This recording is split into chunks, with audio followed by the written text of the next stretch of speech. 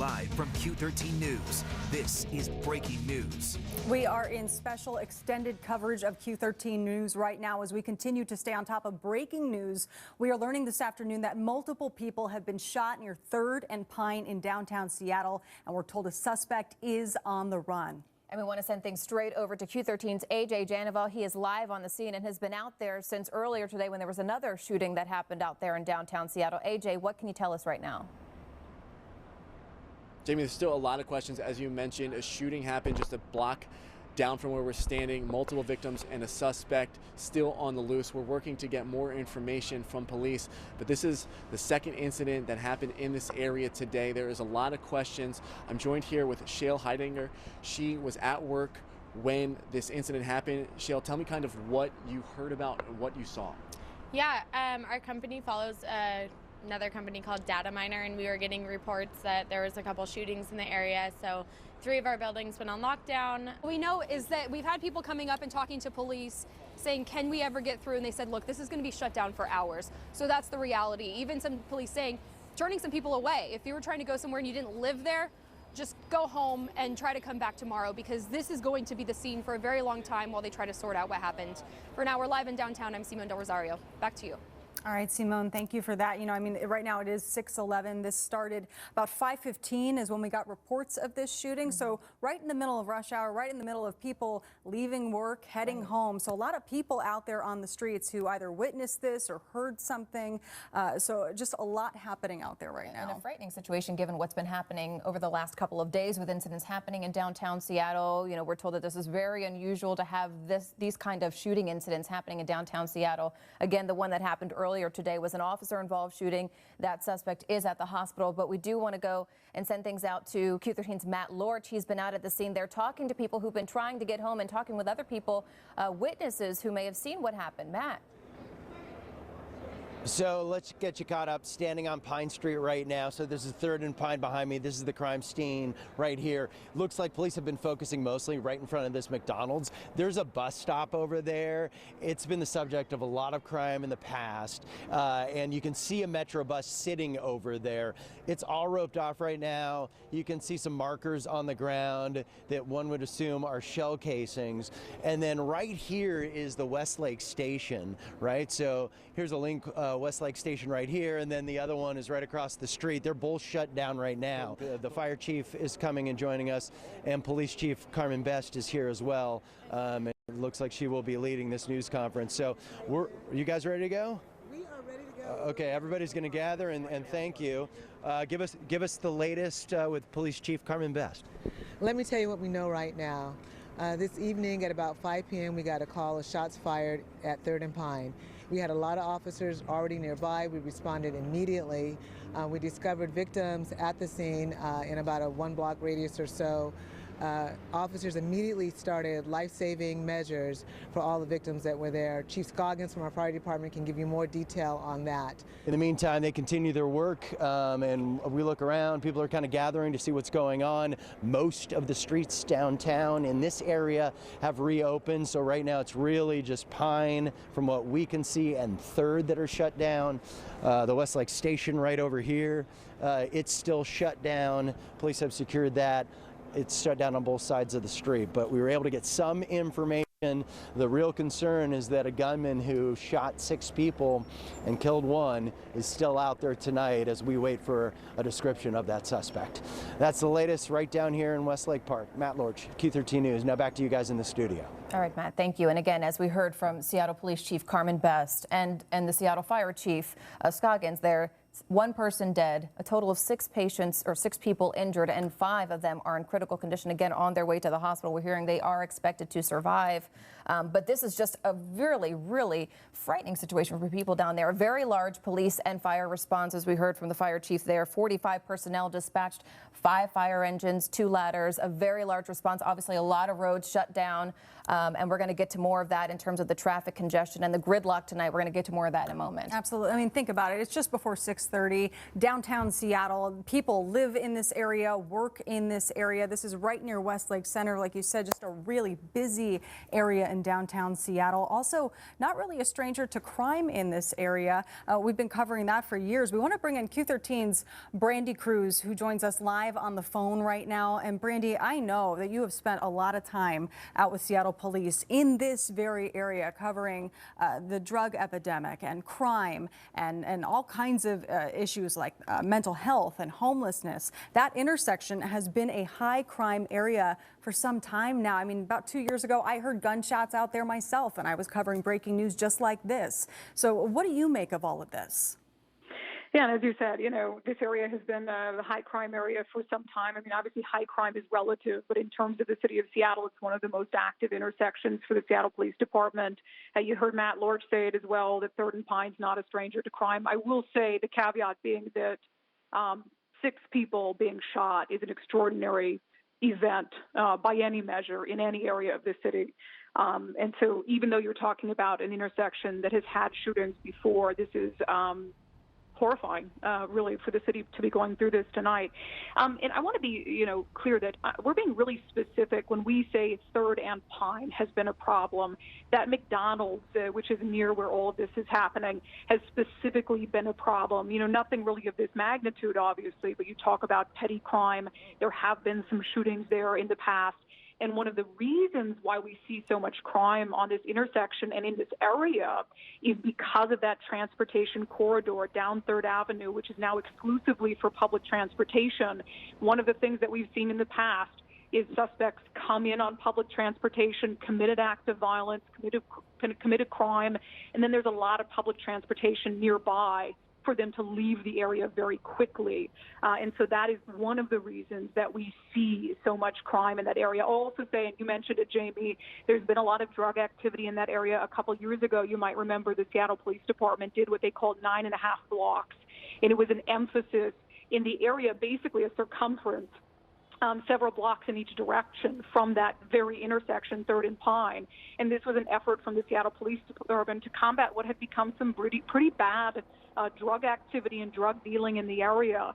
They went in there, they arrested a bunch of drug dealers, and things got better for a little while.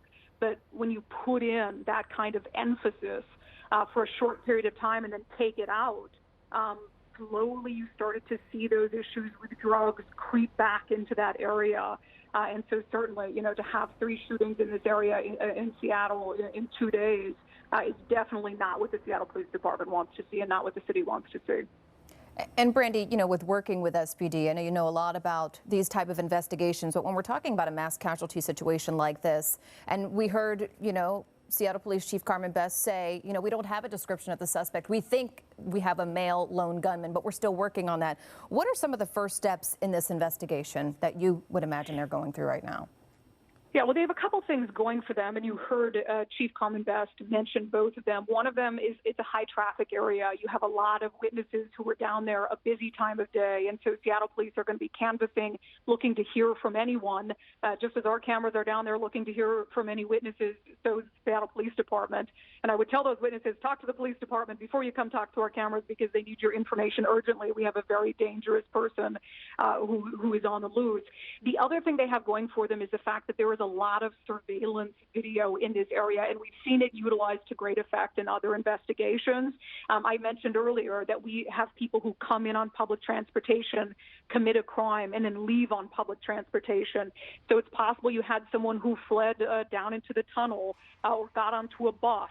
And so I would find it hard to believe that Seattle police won't get some sort of quality surveillance video that shows what happened, and possibly they're able to use it to trace the next steps of the individual who they're looking for. The victims of this shooting were taken to Harborview Medical Center, and our photojournalist Andy Anderson is live out there right now, taking us to the scene with a live picture. So we want to get you out there so you can see what's happening there at the emergency room. Now, Susan Gregg, the director of media relations at UW Medicine, she just emailed me about 4 minutes ago with an update saying that we have 7 people who have arrived to Harborview Medical Center's emergency department for treatment following the downtown Seattle shooting. She says, I'm going to provide you with more information in the next 30 minutes. So hopefully just before 7 o'clock, we'll be getting another update from Susan there at Harborview Medical Center. But again, she's saying 7 people have arrived at Harborview Medical Center's emergency department for treatment following the shootings in downtown Seattle. Now, I want to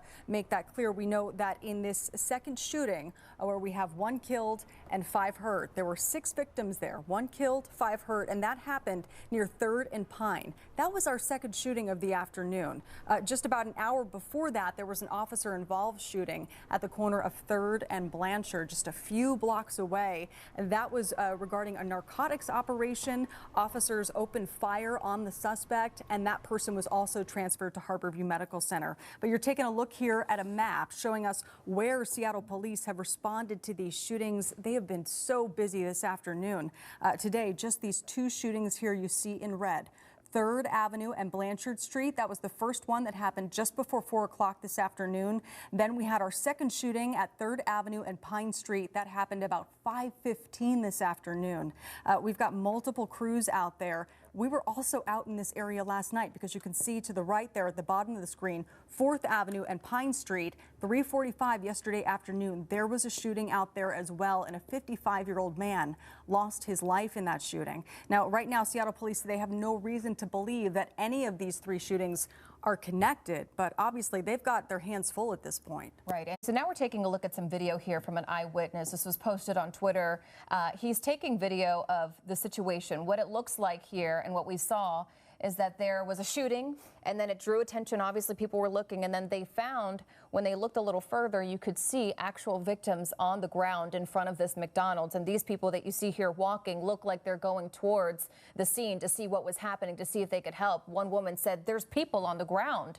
And so this is kind of one of the videos that we're seeing of what happened. It looks like there are people over there in the far view on the corner there, right where that bus stop is, and we're working to find out more again about who these people are involved. Again, this video coming from an eyewitness who's allowing us to share this video with all of you. Have multiple crews fanned out all across the area right now. We want to go to Q13's AJ Janavel, who's been live on the scene. AJ, you got out there just moments after this shooting happened, because you were at the officer-involved shooting just a few blocks away. You walked right down to 3rd and Pine to this shooting here. So I know you're talking to people out there, you're talking to police, you're talking to witnesses. What are you learning?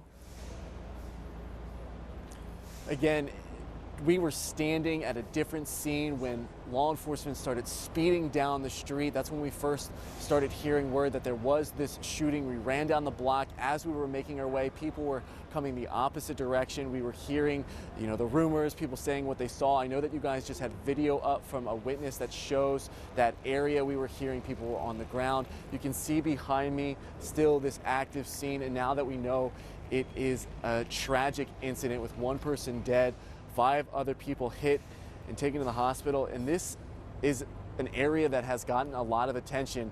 As you heard Brandy talking earlier, this 3rd and Pine area has been the focus for an emphasis on police presence. I was standing right at that intersection less than a year ago as Chief Carmen Best addressed the crime in this area. She had said, "We know who you are." They were putting a focus on crime, cracking down on crime. It's interesting to note the officer-involved shooting that happened a few blocks away from this incident was a drug enforcement operation. This was a King County and Seattle Police joint operation. Again, this is an area that gets a lot of attention and a lot of focus. But with a situation like this, where 6 people are hit during a shooting, you heard officials talking that this incident happened right around 5 o'clock. This is one of the busiest areas in Seattle at 5 o'clock with that transportation. At 3rd and Pine, you have the bus, you have the Link stops, and a lot of people had no idea how to get home. We spoke to someone a little while ago who told us that they were put on lockdown at work. They said that they were able to get home, but again, it's a concern for this people that live down here, that work down here. We've been standing on this street now for hours. People continue to walk by. People are taking pictures, and everybody still has so many questions. The biggest one is exactly what happened here, why did it happen, and who's responsible for it. We're still working to get suspect information, as you heard Chief Carmen Best in that press conference earlier, and I think that's what is most concerning for the people that are on the street right now who are making their way home, knowing that the person who's responsible for this incident here behind me is possibly still on the loose in this area. So we're trying to get as much information as we can about what happened here. But again, this is something that everyone that is going by is asking questions about, the concerns about this area, the crime, and we're still working to get answers. When we get more, we'll keep you up to date, guys. All right, AJ, thank you for that. Right now, we want to send things out to Q13 Simone Del Rosario, live near that shooting scene as well in downtown Seattle. Simone, I know you've been talking to people who are on their way home from work, who work in that area, who live in that area. What are you learning from them? Well, first of all, I want to echo AJ's thoughts there. I mean, people just want more information, and that's why we're here on the air trying to give you as much information as we can. I have been talking to people who live in this area that were hearing all of the sirens. We know that unfortunately one person died here at the scene, and 5 others, Seattle Fire says, were transported to the hospital in critical condition. People telling me, yeah, naturally they're a little fearful right now that someone's on the loose. But we're also getting a clearer picture of what this crime scene is looking at just from where I'm standing between 3rd and 2nd Avenue and Pine.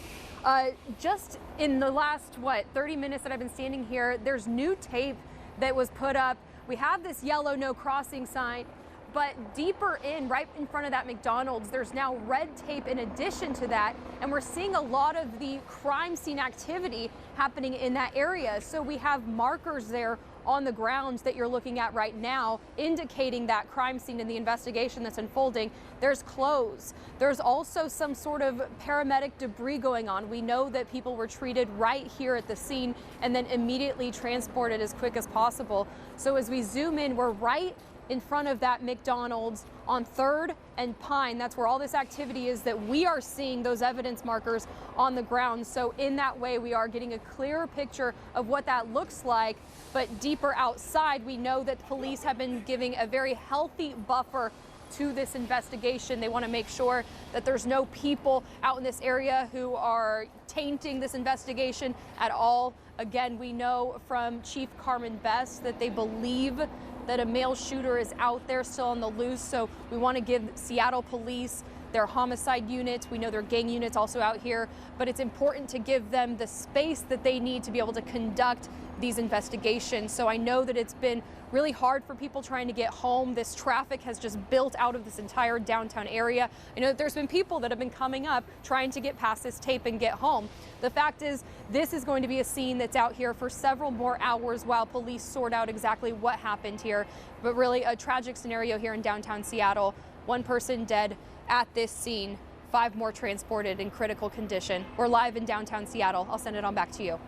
All right, Simone, thank you. And now we want to send things out to Q13's Matt Lorch. He's also been at the scene for a while now, and we're also getting some new information. Matt, what can you tell us? Well, we just heard about those 5 people transported, and we just got an update on their ages and conditions. This is coming from the fire department. A 55-year-old female is in critical condition. A 9-year-old boy is in serious condition. A 35-year-old male, stable condition. 21-year-old male, stable condition. And 34-year-old male, stable condition. So it sounds like the 35-year-old, 21-year-old, and 34-year-old men will make it through. Right now, once again, a 9-year-old boy is among these 6 victims. That 9-year-old is in serious condition, and a 55-year-old woman is in critical condition right now.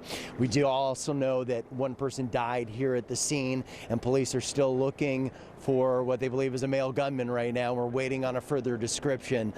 Media relations coordinator for UW Medicine is about to give us an update on the conditions of these victims here. So let's listen into what she has to say. Susan, could you introduce yourself, Susan? Susan Grigg, UW Medicine spokesperson. And what can you tell us at this point, Susan? You know, we have 7 people that arrived to Harborview Medical Center. Some came via Medic 1, and then we also had AMR bring in 7. We have 1 female who is critical, and then we have a 9-year-old male who is serious, and the rest of the males are in satisfactory condition. 1 person has been sent to surgery, and the others are being treated and assessed for their injuries. we're getting conflicting numbers from Seattle Fire and from Harborview Medical Center about how many victims we have here from this shooting scene at 3rd and Pine just after 5 o'clock this afternoon. Susan Gregg just telling us just now that she did receive 7 patients. 1 female is in critical condition. She says 5 males are satisfactory and 1 9-year-old boy is in serious condition. She says the injuries include gunshots to the legs, the buttocks, the chest, and the abdomen. Again, all of this happening just after 5 o'clock today in the middle of downtown Seattle. Yeah, and that 55-year-old woman who is in critical condition is undergoing surgery at this time. And as Jamie mentioned, we are getting conflicting information here because Seattle Police Chief and the Seattle Fire Chief said that they had 5 victims who were transported to the hospital and 1 person deceased. And we're still working to gather more information about the person who has died in this tragic shooting. Again, they'll have to notify next of kin, and that takes time. So we will be staying on top of law enforcement on more on this investigation. Of course, they are in the early stages of all this. They have their gang unit on the scene. They've got homicide detectives on the scene.